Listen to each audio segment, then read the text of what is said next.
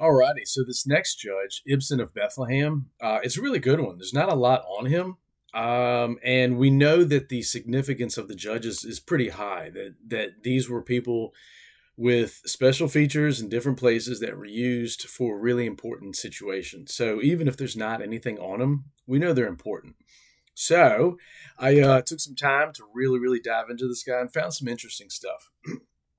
So, Ibsen of Bethlehem. Who was Ibsen? What I did to really kind of paint a good picture is I attacked the Bethlehem thing. I can't take credit for that. I almost did there. When I was doing my research, something kept telling me to look at Bethlehem. So obviously it wasn't me. It was, I was getting pointed in the right direction. So Bethlehem, we're familiar with Bethlehem with David and Jesus. But Bethlehem turns out to have is split between two different tribes, the tribe of Zebulun and the tribe of Judah. The interesting part is the Bethlehem of Zebulun, or the tribe of Zebulun. I shouldn't say Bethlehem of Zebulun. Now, Genesis 35:19. And Rachel died and was buried in the way, to Ephrath, which is Bethlehem. So we're seeing in Genesis that this land that becomes Bethlehem is an existing land in Promised Land, kind of Canaanite area, which is Ephrath. Now, Genesis 48:7, and as for me, when I came from Padan, Rachel died beside me in the land of Canaan on the way, when yet there was but little way to come unto Ephrath. And I buried her there on the way to Ephrath, the same as Bethlehem. So they're painting a picture here of this Ephrath land gets inherited and becomes Bethlehem. The interesting part is all of Canaanite lands are named the same ways. There's Kirjarth or Bethel, which means the land of or the house of. So the example is Kirjarth Baal, the land of Baal, Kirjarth Arba, the land of Arba, Arba the father of the Anak giants.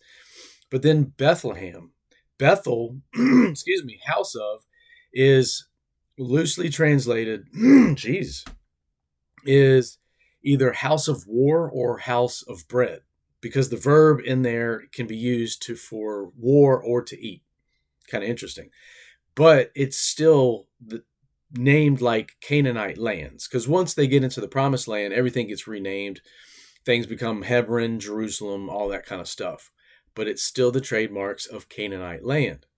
Now, Micah 5:2, but thou, Bethlehem Ephrathah, though thou be little among the thousands of Judah, yet out of thee shall come forth unto me he that is to be ruler in Israel, whose goings forth have been from of old, from everlasting. We know what that's obviously talking about. The interesting part is we know, again, David and Jesus come from Bethlehem, but Jesse was an Ephrathite. Ephrathite, as we're seeing, existing Canaanite lands. Now, in First Chronicles 2:24, we see that Caleb and Ephrathah, there was a marriage there. And then First Chronicles 2:50, these were the sons of Caleb, the son of Hur, the firstborn of Ephrathah, Shobal, the father of Kirjarth Jearim, which we know that Kirjarth Jearim is formerly known as Kirjarth Baal, all Canaanite lands. So, and then First Chronicles 13:6, and David went up and all Israel to Baalah, that is Kirjarth Jearim, which belonged to Judah, to bring up thence the ark of the God of the Lord, that dwelleth between the cherubs, and whose name is called on it. So, right off the bat, we see that this is Canaanite land that became Bethlehem.